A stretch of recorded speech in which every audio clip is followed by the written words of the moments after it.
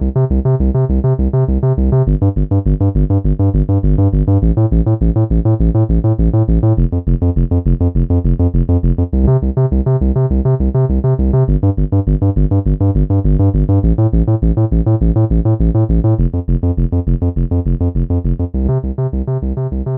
guys, welcome to Podcast Fandom, the official podcast for ProjectFandom.com. I'm your host, Nina.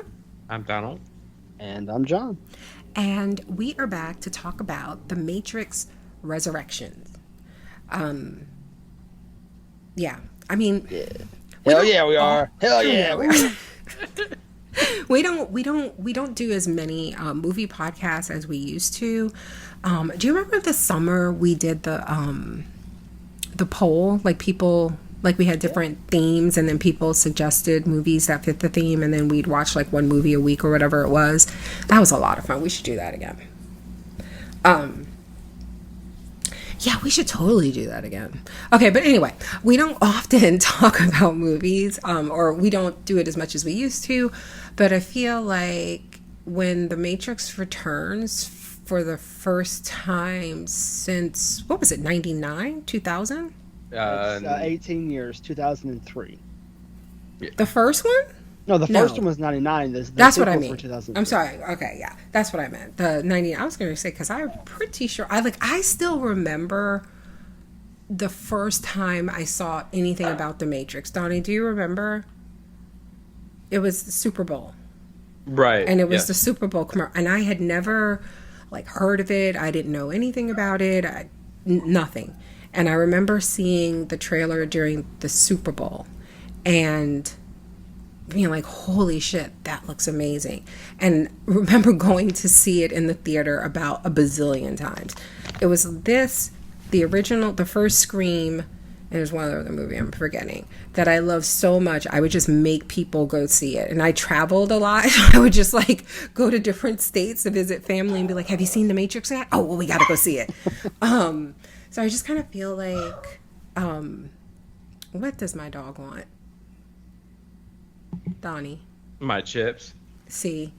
That's why I just put them away. So I just feel like, it was the original, the first one was such a big deal that for it to return now, we kind of had to talk about it.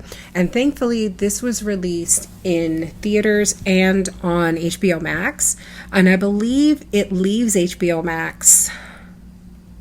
It's either January 6th or January 16th. I don't remember. For some reason, the 6 is sticking in there.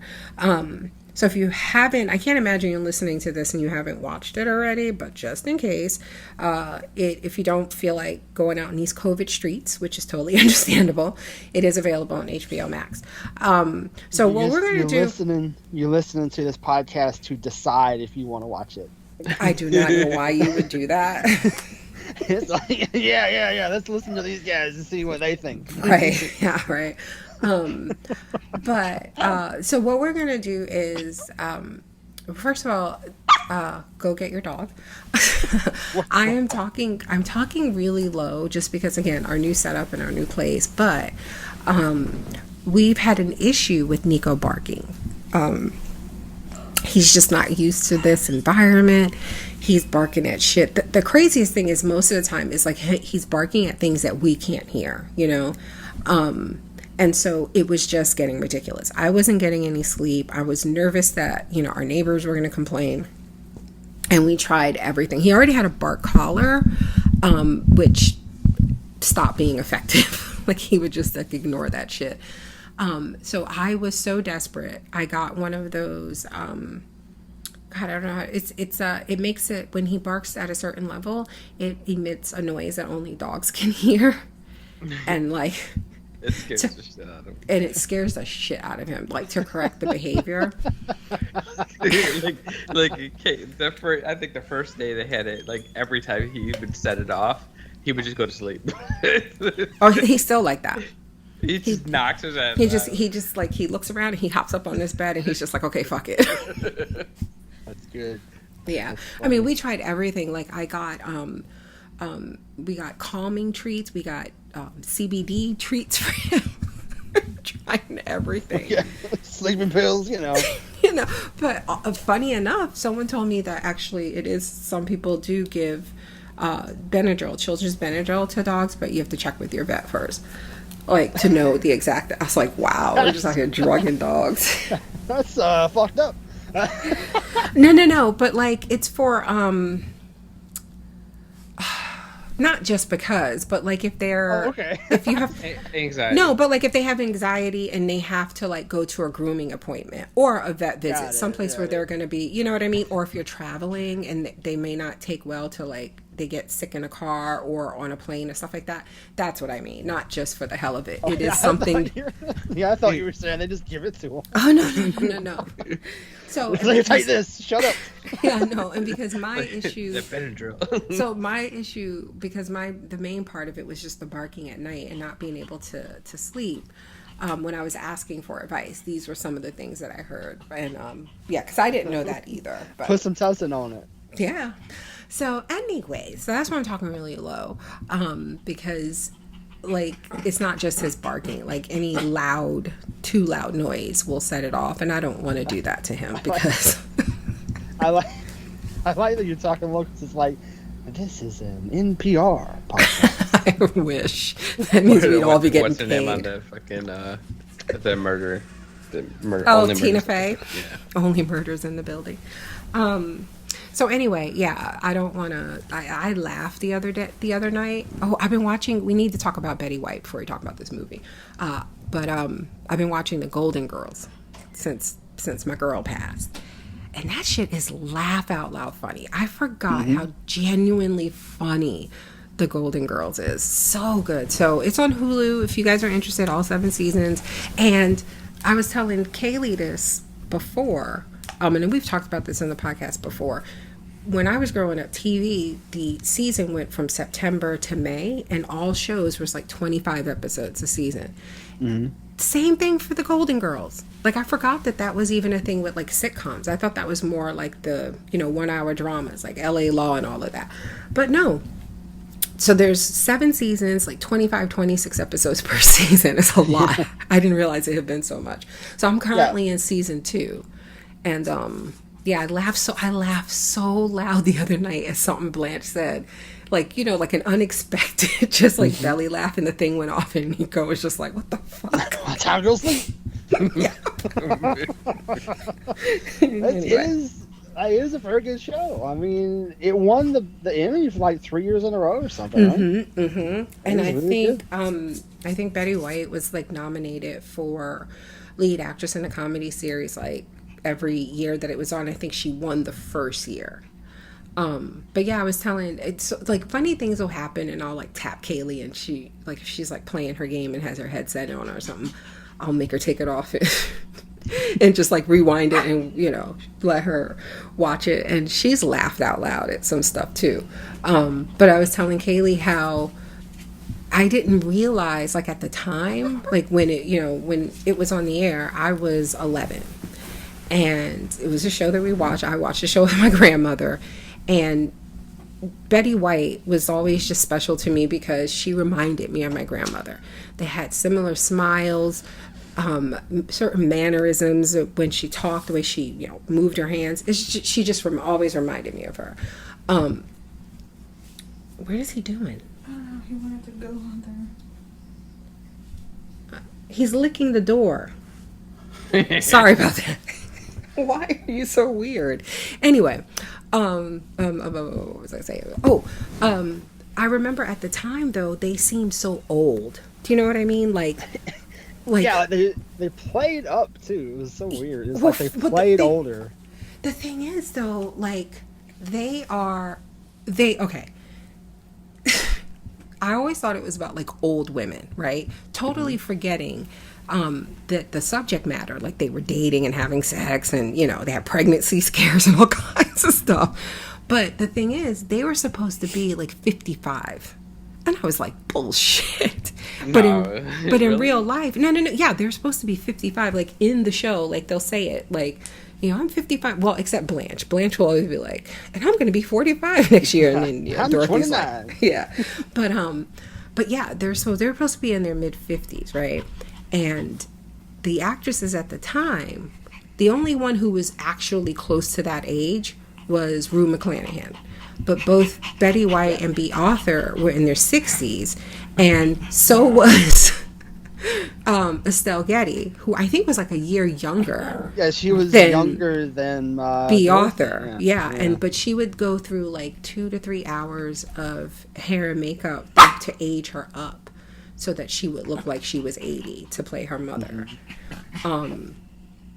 Yeah, so it was just interesting that at that time, and like watching it now, I'm like, wow, they're only supposed to be like 8 years older than me. And I'm like, bullshit. It's just so weird, you know? That was one of the things, like, recent, like, obviously when she died, you know, people were talking about this stuff. And, like, they're younger than the women on that Sex and the City show. Yes. Yep. And I was like, wow. Yep. not Sex and the City, but like the new show that they have on now. Yeah. Right. I know, not at the time, right? And Just Like That. Yeah. Mm-hmm. You hear my dog panting. Will you go to sleep? But I mean, that's the thing, is like, you know, 30 years ago, like, you know, age was different. Yeah, absolutely.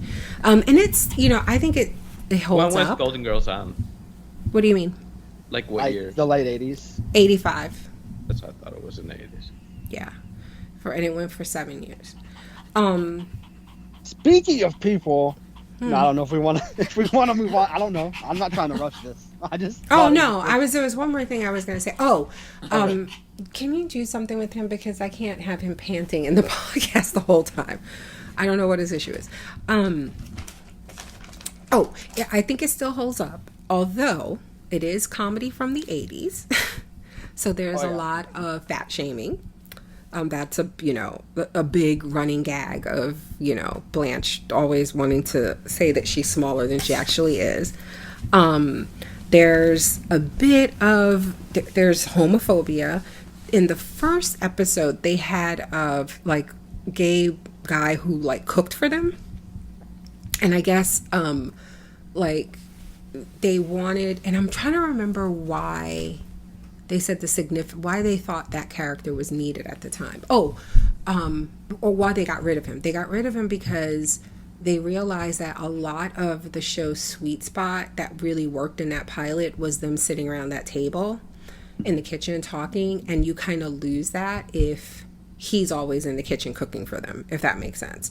And then they made the decision to bring in Estelle Getty full time, because she was just supposed to be a guest star, but like she killed it, and the live audience loved her and stuff. But anyway,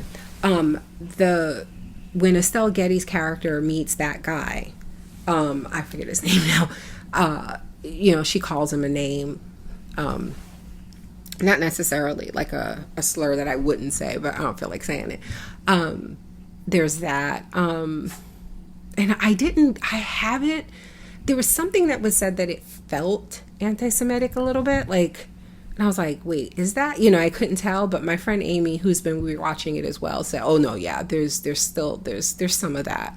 But at the same time, they handled topics that, you know, thinking back now, like in 85, you know, the stuff that Sex and the City was kind of applauded for, you know, sex positive women, like the Golden Girls Ben did that. You know? Yeah. So anyway, I think it holds up. It's really, really funny. So if you're interested, it's been a nice little thing to watch in the evening, you know, to laugh. So, because her death was just like, that was a punch in the gut. And it's one of those things where, again, 99, we should all be so lucky, right? But it's just sad, you know? And hers was especially because she was on a milestone. And then, like, they've been, like, we just saw Spider-Man. And before the Spider-Man, that was one of the first trailers they show us, celebrate Betty White's birthday here in the theater. Like, because she was going to do this huge, they were going to do this huge event. It's like, so she had just been out there because the milestone was coming up. Like, just, and I think that's what really kicked everybody in the throat. So, did y'all ever watch the sequel series to Golden Girls? Golden Palace? I think I did, but I don't like it only went for like a season, right? Or a season or two. Yeah, it was one season, 24 episodes though.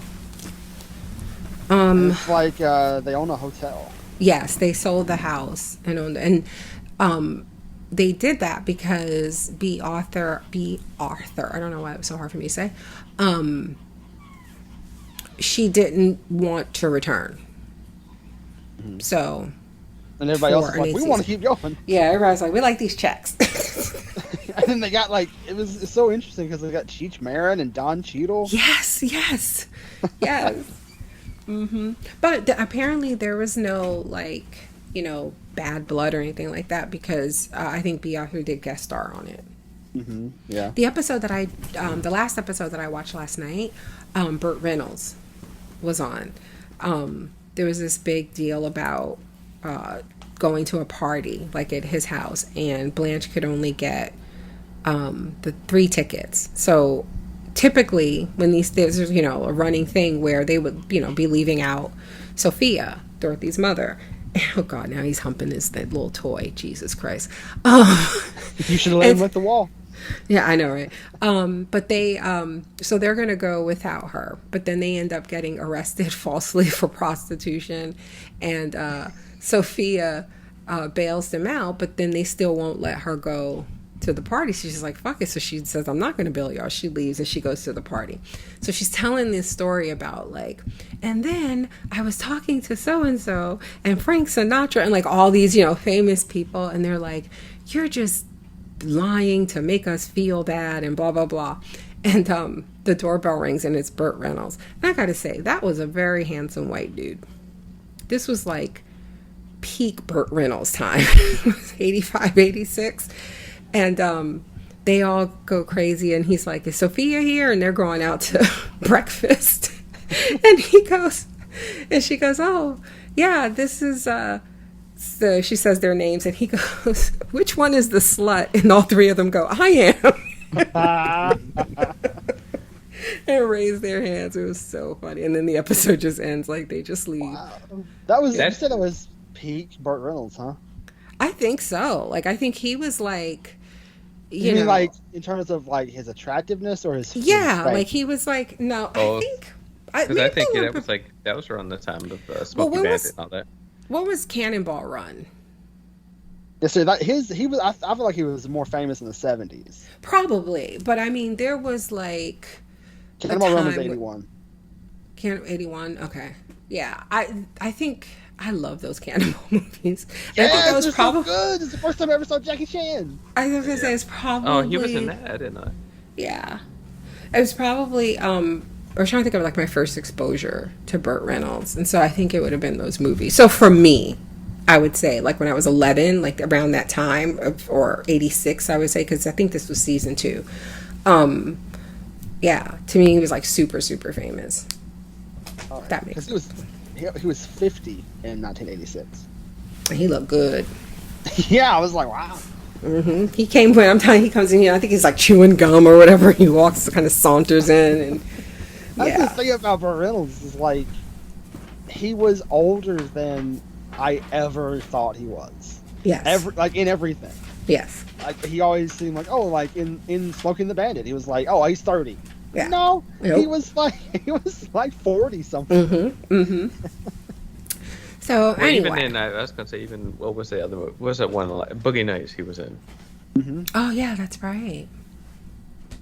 All right, I don't know if we should say much more because apparently, every time a famous white man dies, and I'm just oh wow, that's so sad. Rest in peace. And then Twitter reminds me or informs me, oh no, he used to beat this woman. He used to do that. Jesus fucking Christ. All of you, and it's shaming people for being sad that they died. I'm I Sean Connery, I didn't know he was a woman beater. I thought, how the hell did I know? I didn't know. So I was oh man, this is so sad, because it was sad for me. And then you get Twitter shamed. Jesus Christ, not everybody's up on every piece of shit in Hollywood. Anyway, speaking of pieces of shit in Hollywood, Warner Brothers. Do you like that transition? Okay, I feel like my segue that I had earlier was a little softer, but okay. This movie, first of all, I don't know about you guys, but I loved it. Oh, and I was going to say that's how we're going to do things. So we got quite a bit of feedback, and some of them are quite long. So what I wanted to do was just give our overall thoughts on the movie, and we'll save the details and then just dive into reading the feedback, because I'm sure that will spark conversation about specific scenes and stuff like that. Like you said, we have not, it's been about 2 weeks since we watched this movie. Did not take any notes. So I think that'll help the podcast along. So overall, I loved it. I did not know what to expect. So that's what I was going to ask you guys. What did you know going into it? Because I knew absolutely nothing. I didn't know what I think I might have watched like one early trailer, but then I avoided the rest. So I had no idea how they were going to go about it. I didn't realize it would be so meta. Right. So it felt like it was a little jarring. And, you know, when we were first watching, you know, when you get to like the game company that he works for, oh, this is like, what am I watching exactly? You know, it kind of felt like a Saturday Night Live skit almost. Not in a bad way, but just kind of like, oh, what is this? And then I remember at one point saying, I'm not sure what I expected, or I'm not sure like what this is, but I like it. Like I'm enjoying this. So yeah, overall, really, really loved it. Kind of a few minor issues, but like nothing huge. And I think my biggest gripe, I will say, and then I'll let somebody else go, is that for all of the like I said, the hype around that first one, and just being like, I remember where I was when I saw the trailer for the first time or whatever. Like, I think there was like a lot of expectation, I think, maybe for me, like even knowing, like not knowing what to expect, but expecting like great big things. I'm happy they released it on HBO Max, because I don't know how much I would have needed to see this in the theater. Yeah. Like where I feel like with the other one, especially the first one, again, the big thing from that Super Bowl trailer was seeing that bullet time. And like, what the fuck, you know? Yeah, and then very this innovative. yeah. And so I don't know what I expected her to do with this one in terms of like innovation, you know? Yeah. So that's, you know, that's, again, it's like not knowing what to expect. If you have certain expectations, like that's kind of on you, you know? So it's not really a negative, but yeah, I just kind of felt like, all right, yeah, I might have been a little annoyed if I'd gone to the theater. So I'm happy that they released it, because it was perfect for like curling up on the couch around Christmas time to watch. So, Donnie? Yeah, I put this with like the original was the original. Like it was such a big movie and so innovative with the bullet time, like slow down time. It's one of those movies, like I completely forgot about some scenes until like just when we were talking before we started, and John said just like the spoon or whatever he said. Yeah, there is no spoon. I completely forgot about that, but that was such like those type of the scenes and all that type of stuff was memorable from that movie. And that's, out of all of them, that's the only one I've watched more than once, and Yeah. I can never watch the sequels again. I just have no interest in it, and I feel like this is the same thing. This is just one of a third sequel. I see what you're saying. This is not one that you would like revisit. Right, and I enjoyed all of them, but it's not as good as the first one. Yeah, I will say I've enjoyed all of them, but the only one that I like revisiting the first one. But I will say this one got to the point way faster, but it was easier to do because you see what the point was a lot of like callback, you know. Right. But still, I remember a like it was just just speed notes of the first season. I mean, that's basically they did exactly first season, the first movie. I mean, first movie. But they did everything in the first movie in this one. They just did it in a different way, but it was basically just like the first one. I did appreciate that this one I felt like got interesting faster, because that I will say the what I think the first one misses on a rewatch is that you're kind of just waiting for certain parts, and then there's a lot of like slowness, like him at the nightclub and going to work, but anyway, John, what did you think? I also loved it, and I think I'm different from y'all in that I also love the sequels. I love Reloaded. I love, what's the other one? Resurrection or Revelations or something. Revolutions or whatever the fuck it's called. I like it a lot. Like I didn't see the first one in theaters because I was like, I don't remember, like 12, I guess, when it came out. Mm-hmm. And so like I just didn't see it. I saw it like at home. Mm-hmm. But then in 2003, when those sequels came out, I saw those in the theater. And I remember, like, the first one came out, I guess the second one came out in, I want to say, May? Yeah, and then the other one was in December or something. No, I think you may be right. I don't want to say you're not right. But I feel like it was, like, even closer than that, like September. Mm-hmm. Like, not, like, it was, like, barely any time between them. And, like, the first one came out, and everybody was lined up out the theater. Like in May when Reloaded came out. Mm-hmm. Then when the second one came out, or the third one, whatever, it wasn't that way. It was not. It wasn't that way. That's the way it is. But I love them both. Like, and I still like. I've revisited all three of those movies multiple times, and like, there are faults, of course, in all three of them. Mm-hmm. And in this one, but like I'm a sucker for these. Like it's similar to like the Terminator, for me, where like I like every one of those Terminator sequels. Like there are faults, of course, in all of them, fewer in some of them. What about the original Terminator? Great too. I love that movie, but it's also one that I think is. At least for me anyway, I didn't realize how slow there are parts that are kind of slow. Yeah, it's cheap. Yeah. Like you can tell that it was made like, and then James Cameron was like, hey, now I'm James Cameron. Yes. And then he makes Terminator 2. Yeah. Yeah. But like, that's the thing is like every one of those Terminator movies, I'm there for them. Even though like they have faults and there's poke holes in them and everything. And that's the same with The Matrix. Like, and we'll get into this one, the faults and whatever that I see in this one, but like I loved it. I just really enjoyed it.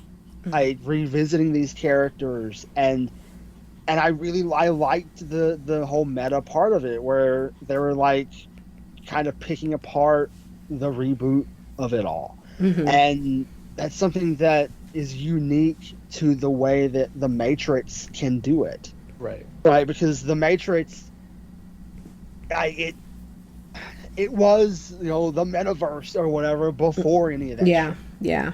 Like it was all like, computer games before, you had, the VR headsets and things like that. Like that was living your life digitally, before video games were actually doing that. Like it inspired a lot of the things that we're seeing.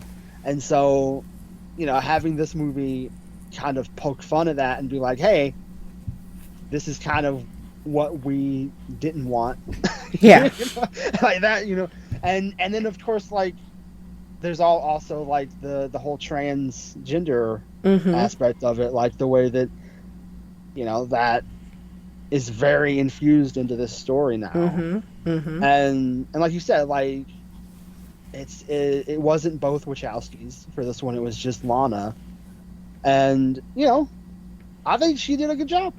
I think I don't know what difference there would have been if both of them would have been involved. You know what I mean? Like I have no clue, but I feel like this fits into the Matrix. Like this one, it fits the aesthetic of the series, It fits the story. Like, I feel like it's a good continuation of these characters' lives. I While thought the best part of it, honestly, I thought the best part of it, honestly, for me, the most interesting part was when we find out what happened with Zion. Mm-hmm. That being the quote unquote real world, if that makes sense. Yeah. Learning about how Io came to be and what it's like there. And like, I thought that was really, really interesting. Yeah, and the history like you see of Niobe and how she had to like be there and do it. Yep. Like, and for like 60 fucking years. Yep. All right, I'm gonna pull up some of the feedback that we got. And I had looked it up, so it was May and October. Got it. All right, let's see. Yeah, we got a lot of feedback for this. I was totally there for both of those. Like the part in the third one that I really, really enjoy is the fight. The war, I mean, in Zion. Like that with the mechs and stuff. That stuff just, I really enjoy that. I feel like that was a really good sequence in that movie. And the whole Keymaster stuff that they bring back in this movie. Yeah. I feel like the one thing that's really surprising to me is how like Keanu Reeves feels like he's just been a constant since then, you know, and some weird stuff, some great stuff, different stuff. Like he doesn't feel like you know, someone who kind of does the same thing over and over again, even though he now has like how many franchises to his name? Right, he's done 4 Matrixes, he's done 4 John Wick. Right. But you know what I mean. But he feels like he's been a constant, and so obviously, I'm sure, you know, over the years, I've commented about, you know, his age, like, oh, you know, he looks older, you know, and he's always looked good. You know what I mean? Like he looks good. He's a good-looking dude. That was the segue I was going to make. Was that he doesn't age? Yeah, but the thing is, though, the way they would incorporate so much of the footage from the first movie, then it was like I was really confronted with the fact that holy shit, he has aged. Yeah, right. You know what I mean? Like but like. Again, it's not like something I ever negatively commented on, but I'm sure, you know, maybe the first time I saw him in a minute and you think, oh, okay, yeah, he's gotten a little older, but never like negatively. And even now, not negatively, but it was just like, you know, there'd be certain scenes and they'd flash back and then it cuts back to like, you know, now. And I'd be like, God damn. Like, wow. He was so like, I would have never even, also, I don't know that I thought he was so young in The Matrix, like at the time, if that makes sense. Well, just think of like all the movies, because he did like Speed. Yeah. He was in Point Break, all those, and he was really young in those. Mm-hmm. He's a good dude. Okay. He was real young in Parenthood. Oh yeah, I remember that. He was great in that movie. Mm-hmm. I love that movie. He was a drug addict, right? Wait. Was he a drug addict or something in that? I think he was one of the daughter's boyfriends. Yeah, he was the daughter's boyfriend, but then like he ended up being like more mature than she gave him credit for. Gotcha. Yeah. And he ends up helping her anyway. It's good. Shalita, the first feedback is from Shalita. She says, "Hi guys, I really enjoy watching along with y'all." Yeah. So that's the other thing. When we watched it, we did do a group watch on Facebook. In our Facebook group, if you haven't joined yet, Podcast Fandom Crew. And that was a lot of fun. Yeah. Anyway, I really enjoyed watching along with y'all. It's been a minute since I did that. I forgot how much fun that is. Still confused as fuck with a lot of stuff, but overall I enjoyed it. I absolutely love that Trinity's got the power now too. What the fuck was up with the cat? And why'd they cast Glee Dude in that role? Okay, so the cat she's referring to is Deja Vu, right? Yeah, the glitch. The glitch in the Matrix. I love that so much. I feel like here in this one, if I'm not mistaken, wasn't this just something used to kind of like control him? Yeah, like Like the bell on the everything- cat. Mm-hmm. Yeah, it felt like everything in Neil Patrick Harris's office was put there to make him go, "Oh, this is part of my delusion." Exactly. That now I see it here, and it's like to manipulate him. Yes. Kind of like, I mean, just even the overall, because the one thing I'm not clear on, and I guess I should just set up like the premise so that we're not kind of all over the place. But the idea is that, well, maybe we should even back up to how it all ended. So the original trilogy, at the end of it all, it's revealed that this is just, that it happens again and again, right?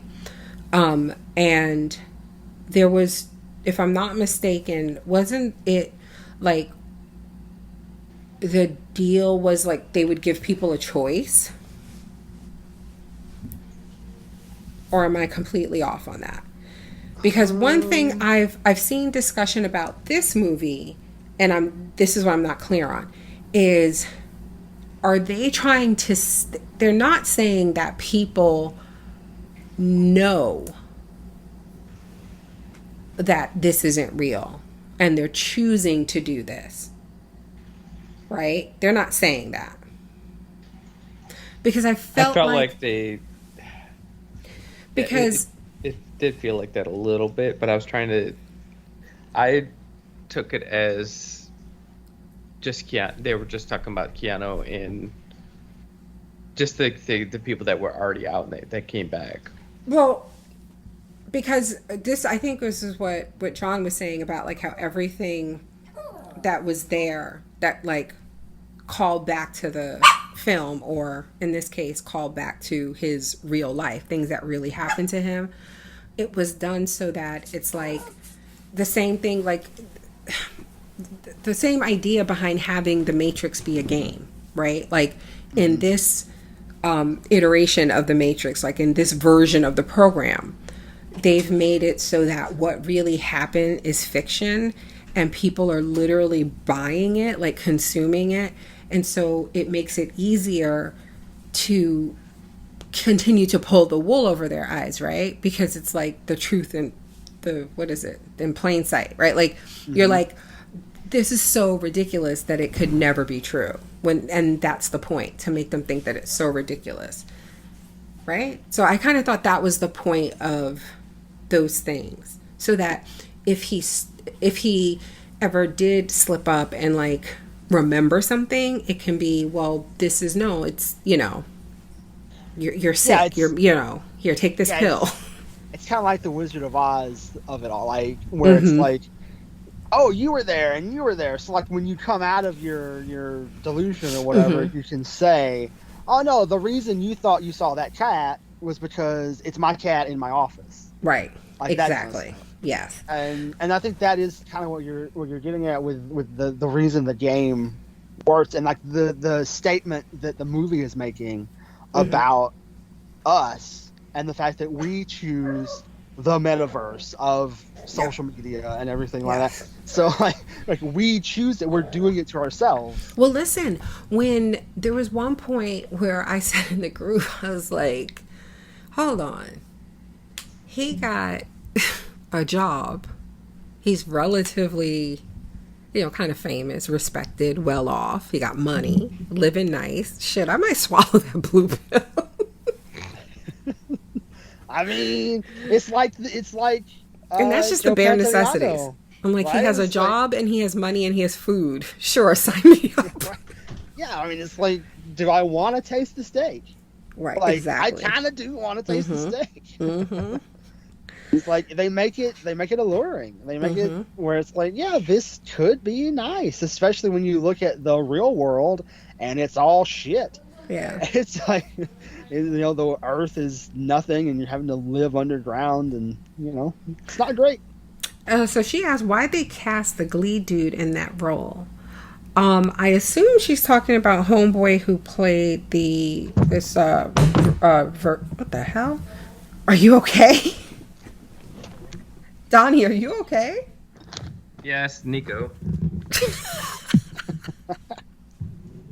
I think she might be talking. Is she talking about Jonathan Groff? Yes. Yeah, yeah. He's the Mr. Smith program in this version of the Matrix. And listen, I gotta say, there was like, I think, he had big shoes to fill.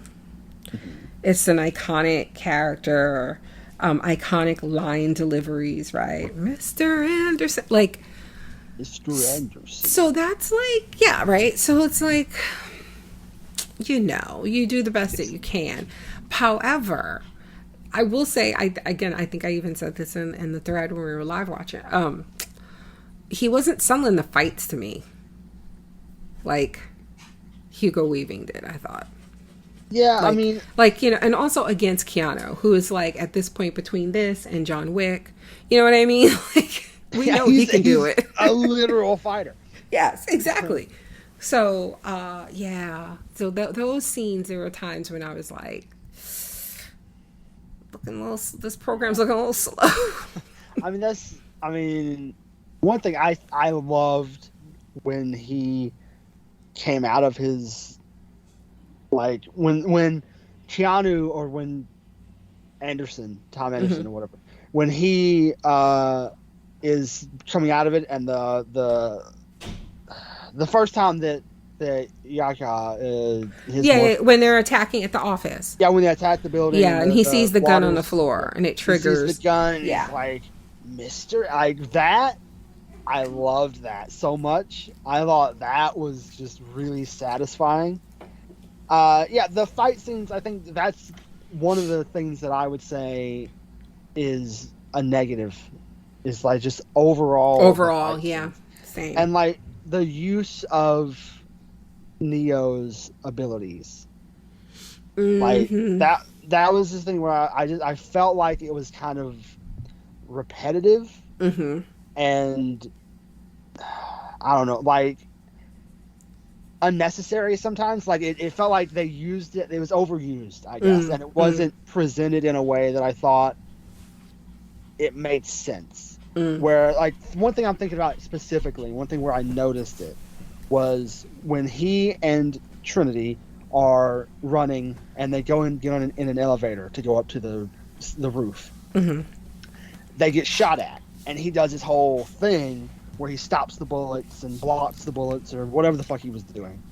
Like, I'm not sure if he stopped them or if he used, like, the force field thing. The force push. Yeah, like, but, like, the way that he did it, like, he did it in such a way that it looked difficult for him to do it, but it was one of those things where it was like, you've already done this, and so, like, it just felt like the narrative of him using this ability was lost a little bit, because it just felt like you already did this, we know that you can do this, so showing you struggle to do it a little bit doesn't really make sense. And then when he gets on the roof, he uses it to redirect the missile from the helicopter. And I'm like, that was a good, like, extension of this ability we already knew you had. And so it just felt like the beat of him using that power in getting on the elevator was a little, it overused the ability. So she goes on to say, talking about Glee Dude, as she called him, I wasn't feeling him during the martial arts scene at all. Martial arts scenes at all, nor as Agent Smith 2.0. Nobody can top Hugo Weaving in that role, so there's that. Now, I am 100% okay with Yaya. I hope I said that right. Yaya, right? Yeah. He says you have to say the H. Yaya. Yahya. Yahya. Yeah, I mean that's how he pronounced it. I mean, I don't think he really would be upset.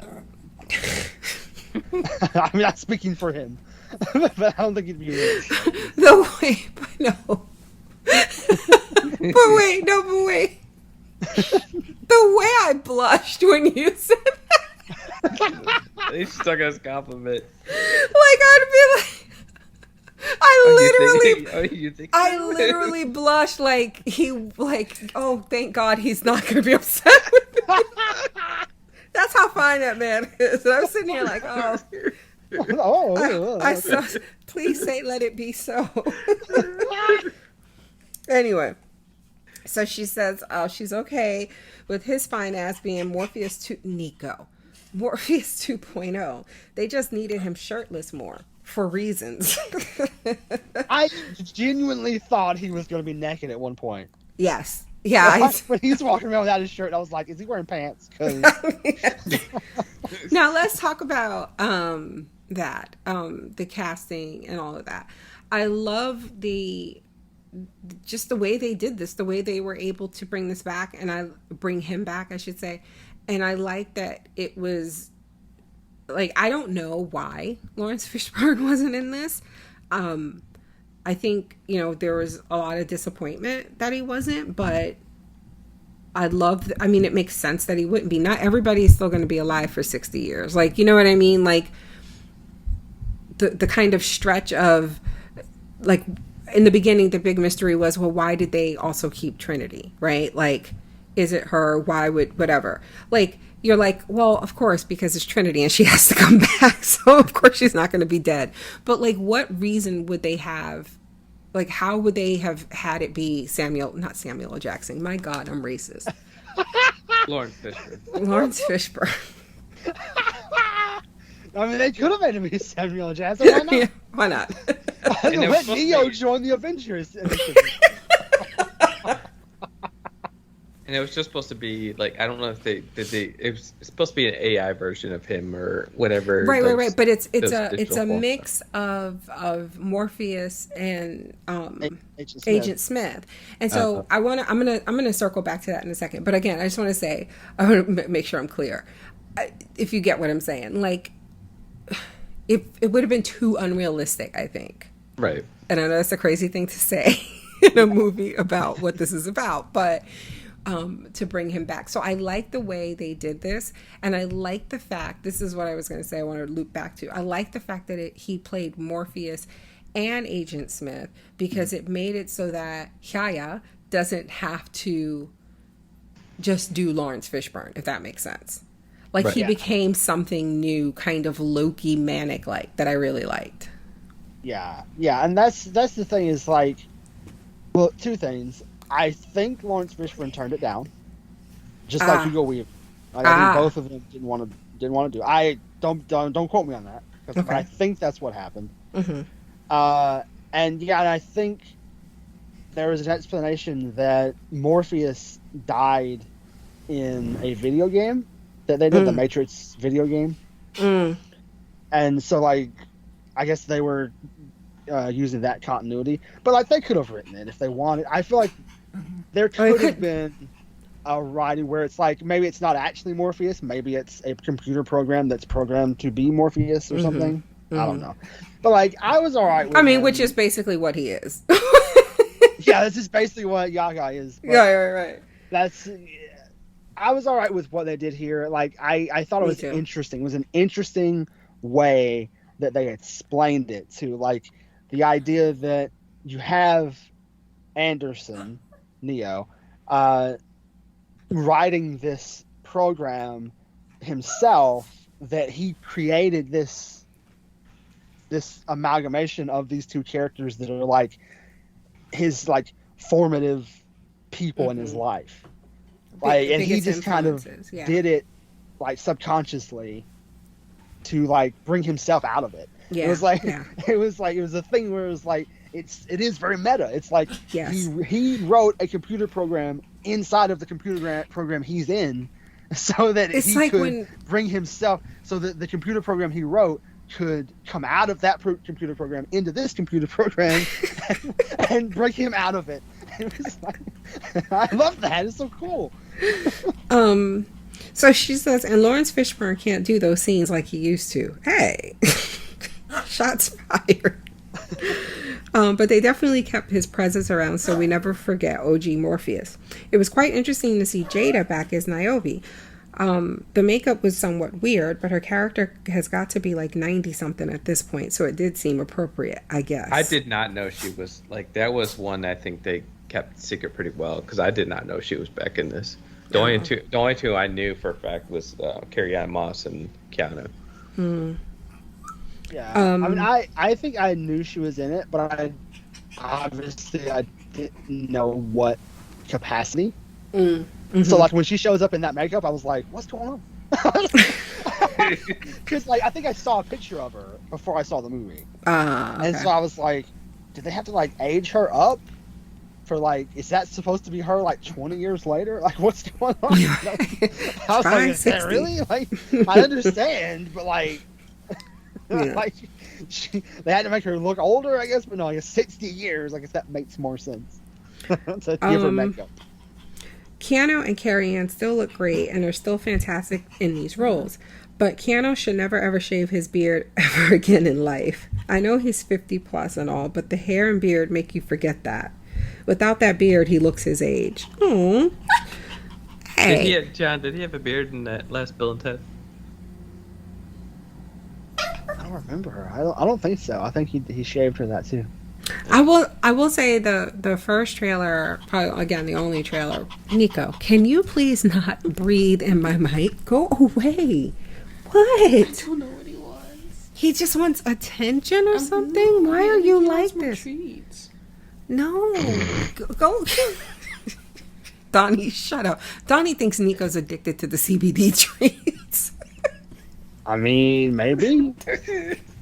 First of all, no, he's only had like 3 over the course of like a week. So stop. And that takes one hit. Oh my God. Shut up. This turned into a Dare commercial. So in the trailer, there's this clip of them meeting in the coffee shop and shaking hands. It's like, well, have we met? And when they shake hands, is the close up of their hands. And I remember being like, why fuck are her fingernails so dirty?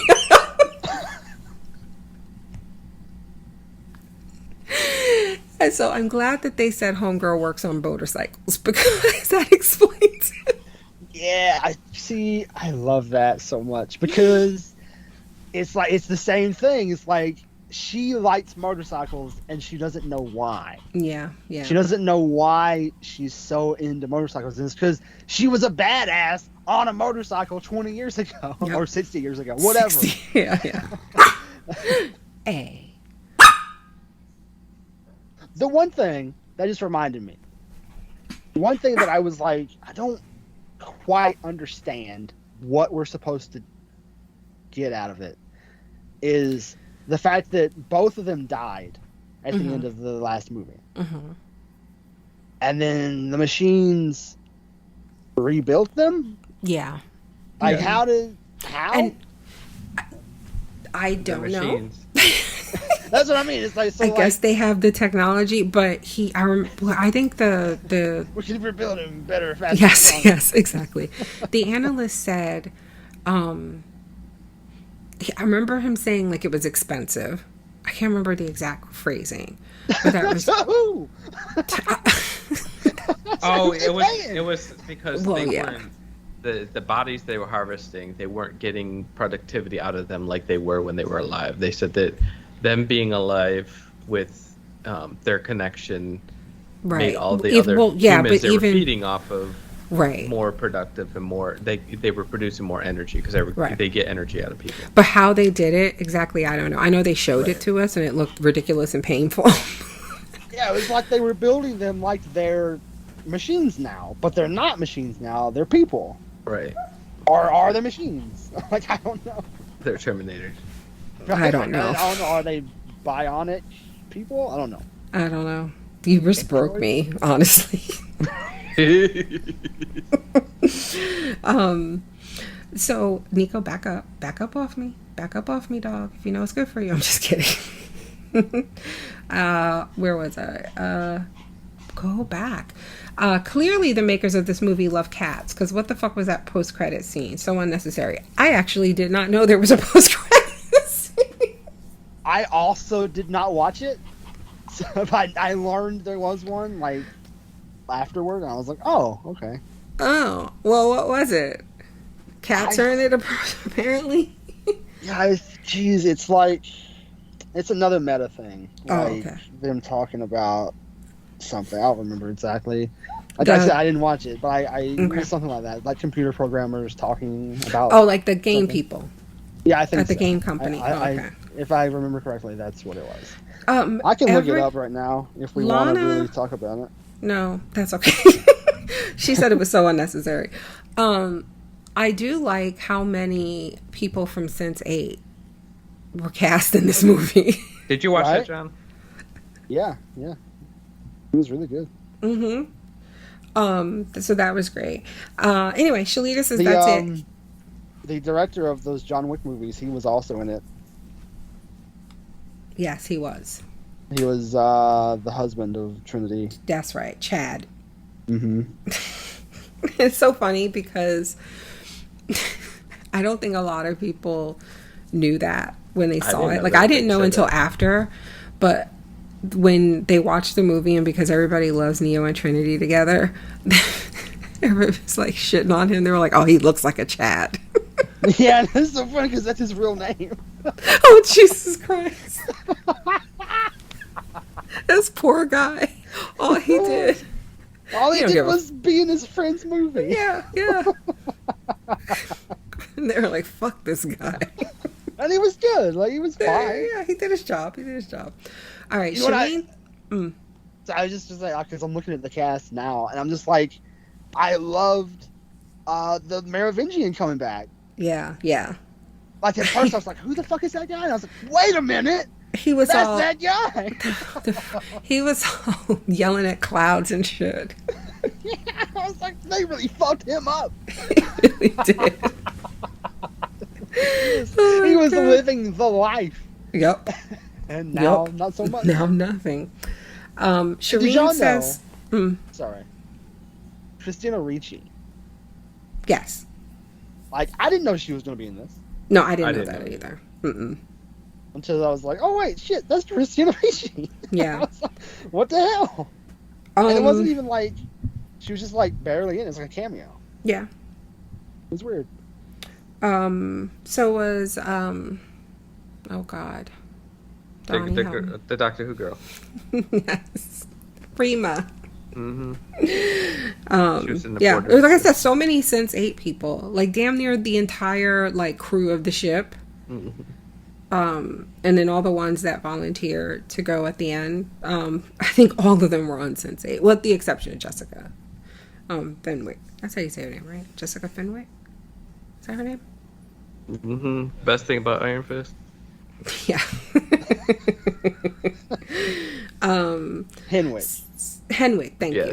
So she so the first thing I saw about this was shortly before the movie dropped, and I don't remember the details of the article specifically, but the headline was basically like she had to choose between a role in Shang-Chi and this. Yes. But the way it was phrased was like they wouldn't let her audition for both.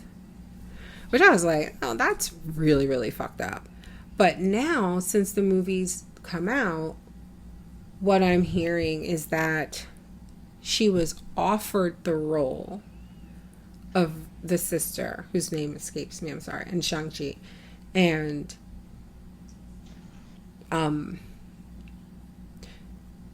turned it down to do this because she still thinks Charlie, she has a shot. Yeah. Well, okay. So, okay. Yeah, I was just going to say, because of the recent things with Kevin Feige saying that if Daredevil is ever to be in the MCU again, or in the MCU period, because I guess technically he wasn't in the MCU, right? Yeah, I guess technically he wasn't really like. Yeah, he was in the Netflix. That's technically like that's not the cinematic universe. It's Yeah, the yeah, Netflix. it's the Netflix. Yeah, but that if they ever do revisit Daredevil in any capacity, that the role belongs to Charlie Cox. And so after this dropped, Henwick said that Charlie Cox has known that basically the role is his if they ever go that route again, and she didn't want to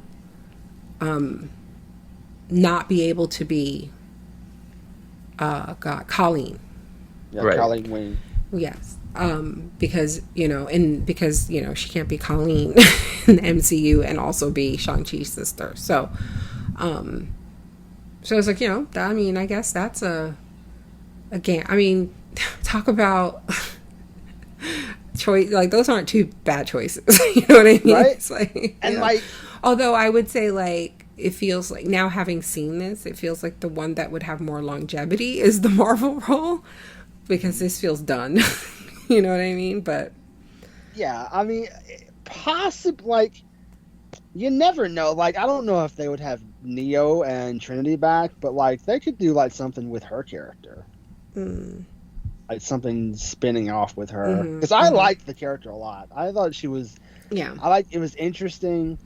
I liked that her name was Bugs because she was a rabbit. I like that she had blue hair in the Matrix, but outside of the Matrix, she had not blue. I just liked the character. I like the character was a good character. Okay, so Shireen says, "Hey y'all, it's been a minute since I've added to the feedback, but I had to watch this, so I'm posting right after. 60 years have passed. I keep trying to figure out how old was Niobe. I guess black women could be 80 or 90 and still be general kicking ass. Yeah. I would assume they would say she's at least 80. Right? Like, I think you can get away with saying she was like in her 20s. Yeah, like Yeah. I guess she was. I don't know how old Jada was. 28. Really. How old? In 1999, she would have been 28. Okay, so she's 88. 4 years older than me. Yeah. So yeah, I guess that's. I mean, look, Betty White was. 99, Yeah. So okay, this didn't hit me in the gut like the first Matrix, but it's still good. Yeah, I think that's also fair for me too. Again, that first one just so. Yeah, huge. That's the thing about that first one is like the first one is so good and so innovative and so like the world building of that first one. That's what makes the sequels, for me at least, just work no matter what, because at their base they have that DNA in them. I found it interesting the way they were constantly sending the message that facts don't matter to people, that so many people are okay believing in a world that literally doesn't exist, that even our heroes can succumb to this from time to time. I'm still curious about the resurrections, quote unquote. Is it that both Neo and Trinity resurrected, or are they thinking of more Matrix movies? I mean, they are going to remake the Matrix as they see fit, right? Now that both of them have the ability to manipulate it, because they were the original power sources for this version. But this gets at one of the glitches that bother me. The analyst said that could be close, but not too close. They could be close, but not too close in the Matrix. Explain the first time they shook hands when nothing happened at the end. It was boom. Ah, I see what you're saying. I think there has to be, I think that the whole like close but too close was that not necessarily like if they physically touch, but that if they, it's gonna sound bad, if they were woke and touched, or if they were woke and, you know what I mean, like, but not being aware made the difference, if that makes sense. So they could be close but not be something like they didn't work together. And Yeah. does that make sense? Like the more exposure they would have to each other, you have the danger of them becoming woke, or and then what happens at the end, right? Yeah, At least that's my understanding. Yeah, the way that I took it was that the close but not too close. Like, I felt like they needed them to be close like Donnie was saying earlier, for the power that they generate. But if they, like you're saying now, if they're too close, then like he was already coming out of it. You know, he was already having visions. Like if you have, like if they were like married to each other in the Matrix or whatever, they couldn't have done that because they would have just woken up immediately. Like, It was funny they though, wouldn't like, have been able to hide their memories. so what's the deal with like being the one? Like, because that was an actual thing, right? Like we found out that every version of the Matrix had a Neo. And so, like, who was that for 60 years? Was it, I mean, I guess it was still him. Yeah. I mean, I feel like... I felt like it was her at that point. Like, there was probably Matrix well, now, 2.0, and then it's her now. I mean, that's the thing is, like, I think they... Like, you would have to ask Lana Wachowski, I assume, like, to really know the answer to that question. But I think the way that I view this whole thing is that at the end of the last one, like, the idea was, oh, the Matrix is done now. Like, we're not doing that anymore. And then, like, the analyst, as I think was being said in this movie, was like, no, like, I just figured out how to get around that shit. Like, I figured out how to change that. So I don't think there is the one, is my answer. Like, I don't think there is a one anymore. Like, I think the one was, like, built into the Matrix, like, the first Matrix 1.0 or whatever. Got it. And then that kind of ended with those other movies, and then they rebuilt it in this image. Got it. Like, Okay. without any need for the one.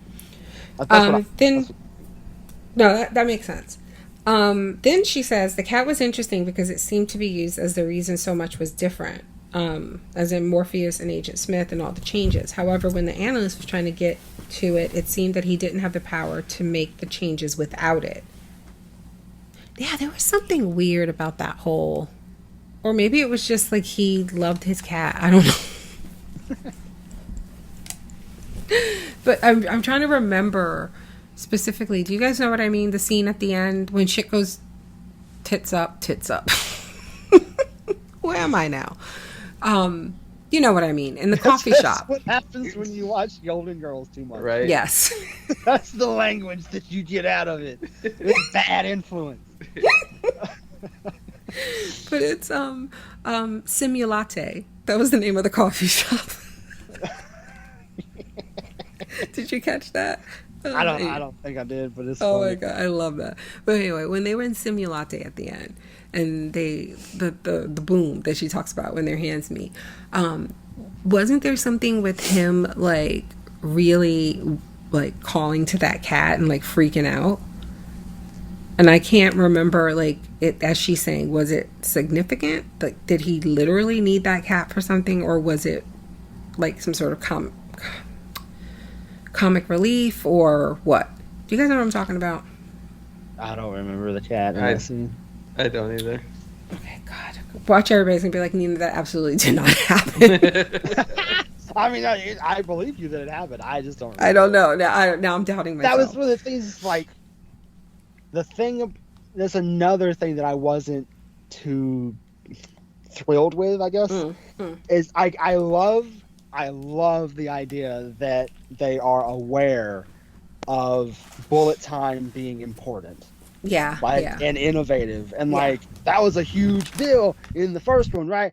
And then so now how do we do that again? And it's like, just like I was talking about, you know, like the analyst talked about how this is how he built a different thing. So now he can control Neo by doing this like bullet, whatever the fuck he calls it. Mm-hmm. Like the thing where he stops everything, slows everything down. Yeah. Like okay. that sorry, thing, like, yeah, I was just gonna say, like, I like it. I just wasn't thrilled with how it was ultimately like used. Does that make sense? Where like the culmination of it being a thing was the new Agent Smith coming in to like save the day. And I was like, okay, I guess, but like, what happened to Neo I feel like Neo kind of is the guy, right? Yeah. But then like you got the Agent Smith guy coming in, and I was like, all right, I guess like that was cool him showing up, but then you need also I felt like you would need also for Neo to do something. Or Trinity to do something. Neo was like kind of useless. This whole movie. Yeah, Hey, listen. A little He's bit. old. He's old, okay? He's like, I'm retired. You get too old for this shit. But like that's the thing is like I felt like it was interesting, and again like narratively I love it that they're self-aware, but like it just felt like there was more there that could have been there. Sorry, I'm eating potato chips. Okay, listen.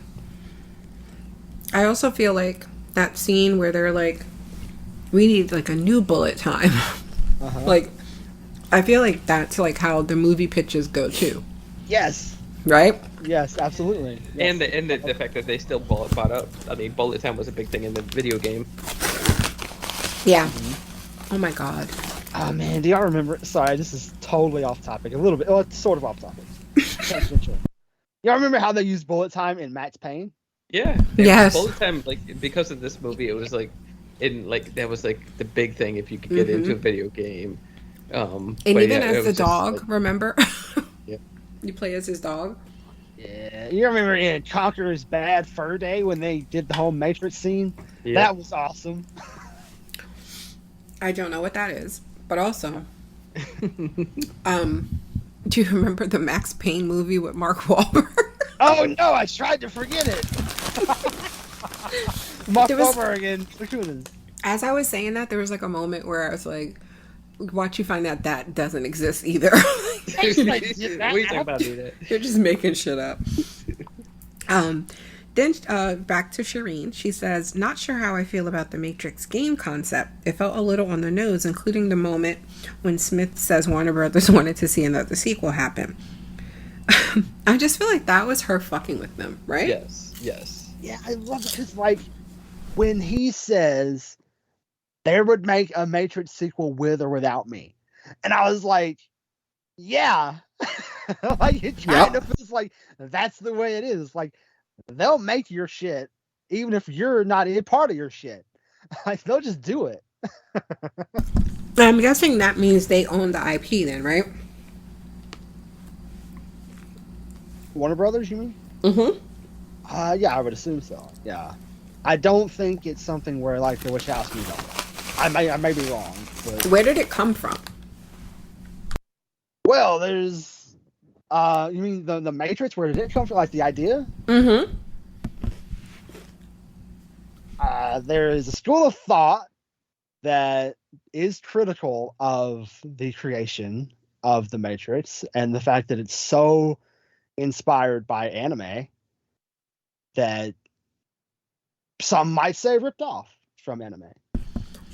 But not a specific one? No, I don't think there's like there may be. Like I know there was like an essay that was written about it a few years ago at least. Maybe I think I saw it a few years ago. It may have been written like 20 years ago. I'm not sure. But it was something where like someone really went deep into like the clear influences of the Matrix and where like, you know, it's very, you know, influenced by like anime and stuff, yeah. But how is that? But how does it become? How did we go from influence to ripoff? Well, like what connections were? Like I think there is argument that they ripped off like anime and stuff. Does that make sense?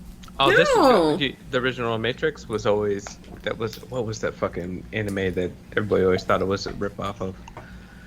I mean, there's like Akira stuff. Like there's like. Yeah, there was a specific anime too. Okay. So I saw. I'm sorry. I'm still eating potato chips. There was All right. I guess what I'm confused is like. We've watched things here on the podcast before that have been influenced by genres. Mm-hmm. Without being like it's a rip off. Like I'm confused how you can rip off a genre. I mean, that's the thing. Like, there are like Donnie's saying, like there are specific things. Like I can't name them, but like there are specific things that people have said. Oh, like Ghost in the Shell. Yeah, Ghost in the Shell. Like that's one. Like things that. So the story, it's like specific stories. Yeah, like okay. Specific stories. Like they took this piece from here and this piece from here. Got it. Like, okay. And like I don't like it, I don't know if there's. I think there's an argument that can be said like that's not really ripping off because like that's every story, right? Like, But like maybe it's like when you say where did it come from. Like I think that's a touchy subject, I guess. Oh, okay. For But people. But the Wachowski sisters, those are the writers, right? Right. Yeah. So I'm reading this off of. I just googled it, and it said that the original Matrix was so heavily influenced by the futuristic Ghost in the Shell on a scene by scene basis that the Wachowski brothers at the time, now the sisters, had to ask permission from the director to continue filming The Matrix. Yeah. Wow. Did we both say wow at the same time? No, I said yeah, but like Oh. yeah. I could have said wow. Yeah. Okay. Learn Yeah. So something new. yeah, that's the thing. So. Yeah. I love the fact that my puppy is just sitting right next to the mic licking his chops and people are going to think it's me. No, it's you. Because I said I was... Nico's I said I was John, eating don't it. listen. Nico's right here in my lap. Shut up, you liar. You just really like those potato chips. They're all gone. I'm just like, I didn't have dinner, so I'm sitting here like... Oh, they're all gone, so you're really wanting some more. Shut up. Then she says, I loved Priyanka as Sati. And her story arc. Yeah, that was good. Yes. Yeah, that was really sweet. When they were like showed the girl from the train station, I was like, yes. Like I literally was like, yes. That was really nice. I don't remember exactly how I reacted, but like inside, I like cheered because I was like, yeah, that's awesome. Because I love that scene. It's such an interesting scene in those movies. I don't remember which one it was, the second one or the third one, but like where he's trapped in the train station, and then like her and her family come there, and so like to extend her story into like, oh yeah, and my dad built this, like he was like fucking Daedalus, building a back door into the labyrinth. It's just like it's so good. I love it. And it was sad because her parents got purged.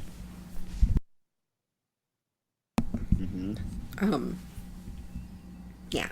So she then says, I'm saddened the Oracle was removed, but when they kept playing back to the original one, I realized that there's just no replacing that one, so I understood. Yet it feels like all the questions about the Oracle, a program for good or bad, seems to abruptly end. Yahya was a great Morpheus 2.0 digital version, but I appreciate the homage to the original characters. Lastly, I like the idea of a world with both the tech and the humans working together. Yeah, that was just so interesting, like what they were able to do. They have fucking strawberries. Yeah, like and like the idea because Fake they sky. Exactly. Like so they introduced the idea that you have Morpheus like on the ship, and it's like, oh cool, like he's on the ship. Like that's how they can have a computer program like in the real world. But then you get to what was the name of the new place? Io. You get there and it's like, oh shit, they got these programs like in their garden. That was cool. Yep. Never gonna learn because this is what they got in there in the first place. Right? It was like, come on, we need robots to help us do shit. Come on. That's so true. We can control it this time, though. That's the world I wish we had. The two of them and the bikes. Keanu loves bikes. He does. Thanks, guys. Happy holidays. Happy holidays. Happy New Year. Rochelle says, hi, to me this is a good end cap to the story. What I remember most about the first movie was the surge of joy/hope I felt when Neo flew away in the last moments. However, the end of the final movie left me cold. I'm hoping they leave it here with hope and possibilities. Happy holidays. That's a good point. Especially now. Good Lord. And So, like, I felt like there was hope at the end of the last one. He died, but I mean, clearly it was false hope. but yeah, okay, we learned that now. Finally, Nikki says, "I didn't like this at all." Wow. Boo, Nikki. boo. I did not care about the sub characters like I did in the other Matrix movies. Nobody died or was seriously injured. Yeah, that's true. Like there was no. Yeah. Not like this. Nobody Not died. like this. Not like this, yeah. Nobody died or was seriously injured, so the stakes weren't high enough for me to care. The plot left a lot to be desired. The real Agent Smith and Morpheus needed to be in the film. I was not feeling Yahya as a young Morpheus. Young Morpheus. Why not? I'm sorry, it's like Baby Yoda. It's like Baby Morpheus. Oh my god. No, his name's Grogu. He acted and dressed a little goofy, where Lawrence Fishburne was very smooth and cool. But that's the thing. Like, he's not just Morpheus, though. And The goofy side is his Agent Smith. that's the white side. That's that goofy white boy coming out. Hugo Weaving. That's the Hugo in him. It's the Chad. It's the Chad program. Oh god. It felt like different writers wrote different parts of the movie. That's so interesting because it's just one person this time. Jada Pinkett Smith was good though. Some of her best acting, but they had her looking 105. I'm sorry, I don't know why that killed me. 105. That's so oddly specific. Not 100, 105. What did you say? This is not wrong though. Did she? I thought it looked fine. I mean, you really gonna make me say a bad thing on What? podcast? I didn't. It didn't take me out. I mean, it didn't take me out of the story at all. I was like, oh, she's old. I don't think the makeup took me out of it. But Do you think Jada Pinkett Smith is a great actor? I'm asking you. I'm putting this on you. What do you think? yes. All right. That's all right. You said it. Do you think she's a great actress? Let's move on.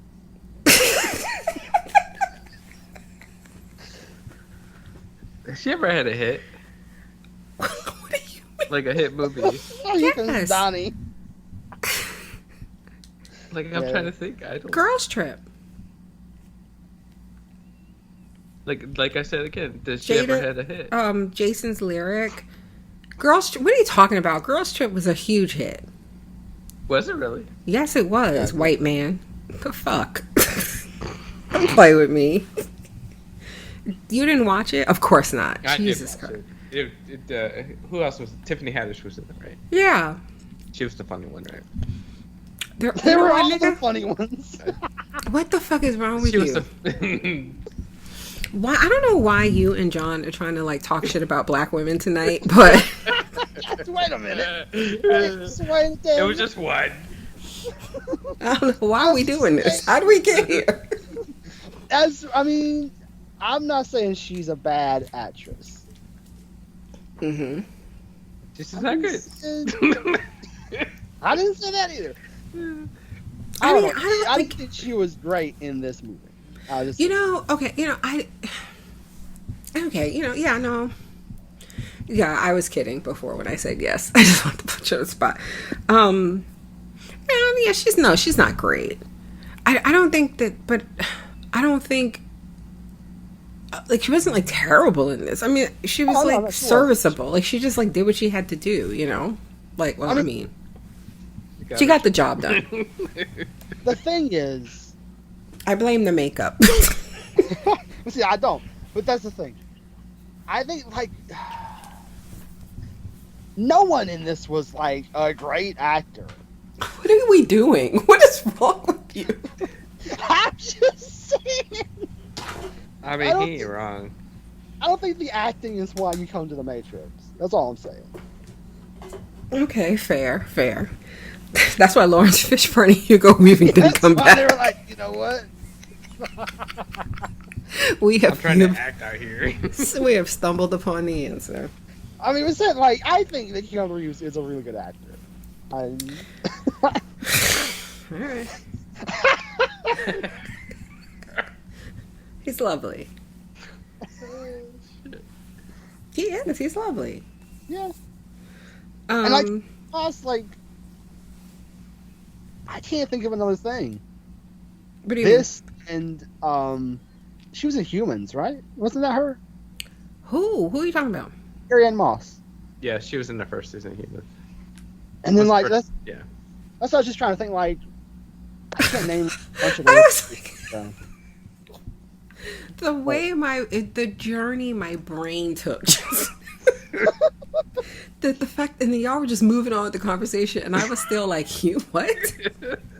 Percy, what are we talking? Yes.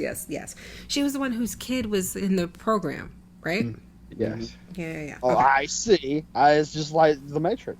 Yeah, Oh yeah, she was in Typecast. Jessica Jones too. that's right. Yeah. That's the most recent thing I've seen her in. That's right. Because she's a lawyer, right?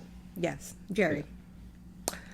Anyway, I was just trying to think like what else I've seen her in. Getting off of like talking about. Wasn't she also in Memento?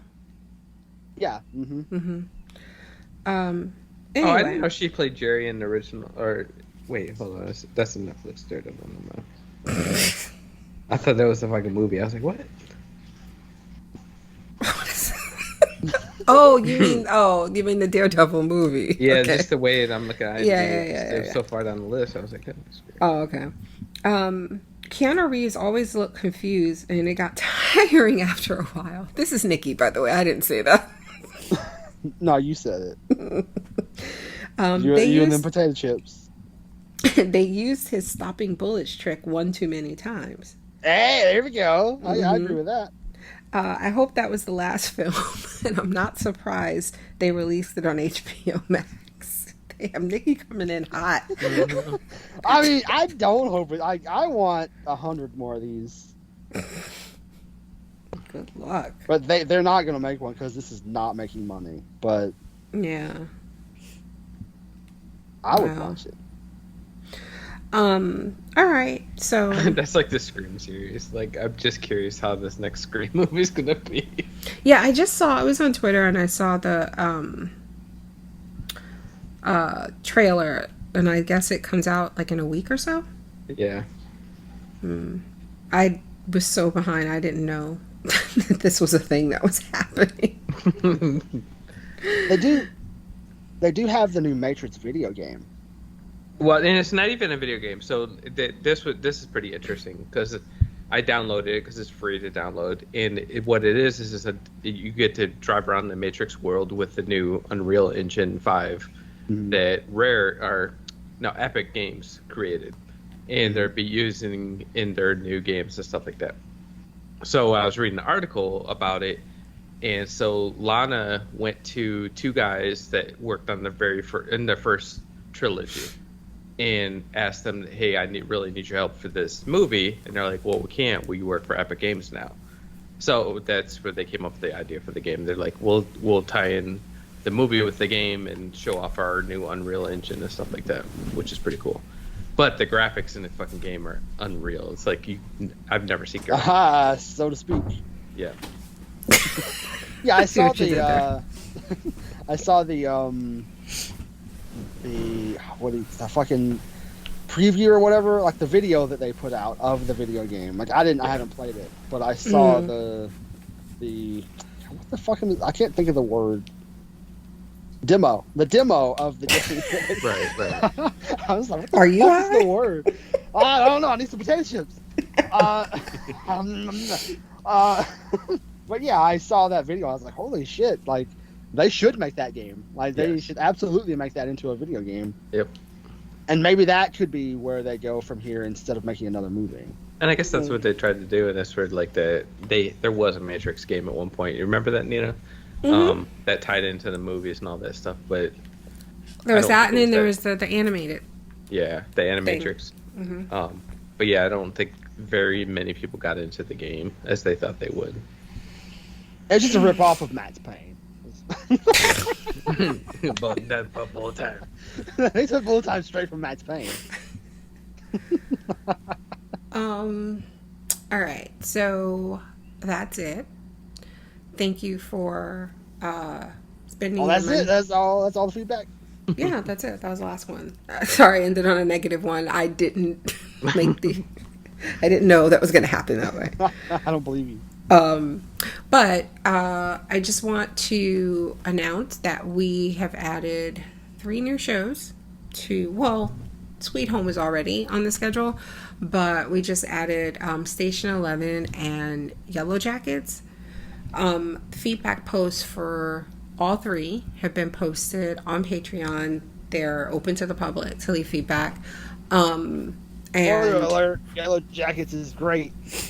yeah, Donnie has already seen it. I'm And- caught up. You already watched it yet, Nina? No, me and Kaylee watched the first episode tonight. You're watching it, John? I caught the fuck up. I told you it's so fucking good. Like, I could not. So, Like, I got no spoilers, obviously, but I got to episode 7 yesterday, and I was like, well, I guess it's just good that the episode 8 is tonight. And then I got to the end of episode 7, and it was Yep. like, episode 8 is available right now. I was like, hell yeah, I'm watching that. yeah, it happened because I stay up all night, and Saturday night I was up, and like sometime after midnight I just popped up the Amazon app, and there's like, oh yeah, Yellow Jackets episode 8. It's like, fuck yeah. I'm watching the hell out of this. that's hilarious. It's, Yeah, It and is I think so good. I don't remember. It's on the schedule. I won't begin to lie to you and tell you when, but recording for all 3 starts soon. Yeah, so and then they'll be published soon after that. They're on the schedule. I think Station 11 is going to be more towards the end of January because of the shows it's replacing, because we are just going to finish up The Wheel of Time. We'll be recording the finale podcast for that this week. Sarah is joining us, thank God. My go-to for mystical medieval type shows. She's read the books, so she's gonna come on and provide some much needed insight into this world and to talk about those last 2 episodes, which we've already seen. Spoiler, they were great. I just want to know more about the flying ships. I mean, Sarah better bring some fucking knowledge. Yeah, to that. I told you what that was, but yeah, we'll talk about it. Mhm. So yeah, we're recording for that this week. We're going to be doing the Ted Lasso season 2 podcast because Donnie's on vacation, by the way. That's why we're doing. And I've doing all been this recording dying this to week. show you those Ted Lasso episodes. Oh yeah. So we're also finishing up the 4th season of Money Heist this week. Yeah, a lot of great stuff. So yeah, if you haven't already, go subscribe at patreon.com/podcastfandom. I don't know how you stopped after episode 1 of Yellow Jackets. I want John, to continue, John, but I gotta John, pace guess who myself. Kaylee's favorite character is already after the first episode? Oh man, hold on, let me think about it. If John doesn't know Kaylee like we do, like I'll explain it after. Go ahead. I'm trying to remember their names now. Because, like, I know some of their names, but I'm like, the characters I know the names of, I don't think that's gonna be right. Who's the one you least think it would be? Misty. That's who it is. That's who it is, really? Yeah. She's like, oh my god, I really like her. I was like, Kaylee. Because Okay, Kaylee okay. loves crazy girls. She does. Every anime we watch, some pretty girl shows up. She's batshit insane. Kaylee's like, that's my favorite. And the funny thing is that the episode 1 is like a very tamed version of her. Like, you don't know how batshit crazy this woman is. Shut up! Don't spoil me. I'm just saying. Just shut up. Don't say anything. So yes, all of that's coming up.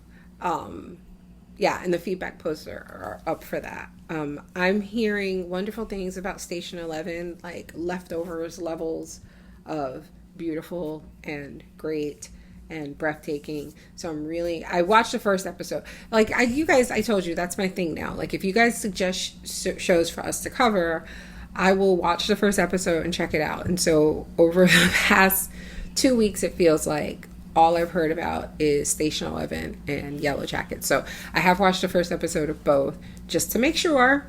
And so far you guys have been disappointed. I really like them both. So we're adding them to the schedule. And I asked in our Facebook group how we should cover it, because both shows I believe are ongoing right now. They're still airing. So 1 or 2 episodes at a time. And I believe the consensus was pretty, I think 100%. People said we should do Yellow Jackets 1 episode at a time, and Station 11 2 episodes at a time. So, because I hear lots of shit happens in Yellow Jackets that people are going to want us to talk about, apparently. So yeah, every episode's pretty much, there's a lot of stuff that happens every episode. Yeah, there's a lot there that you can be like, oh, predictions and stuff. Yeah, so one episode makes sense. Yep. So and there's only 2 episodes left. Yeah. Yep. So again, the feedback posts and stuff are already up, and the dates are on the schedule for recording and release and all that good stuff. I still have to work on some of the Yellow Jackets dates, but again, we're trying to get as much as we can done this week while Donnie is on vacation. So yeah, get that feedback in if you want to participate. All right, thank you guys for listening. When will we be back? What do we have next to talk about? I have no fucking clue. All right.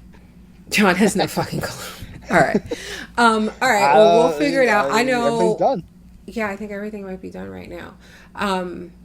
Me and Kaylee, I think, will be back next with the finale of Alice in Borderland, which is fucking insane, and Hunter x Hunter and Goblin. Yeah. All right. Bye. Good night.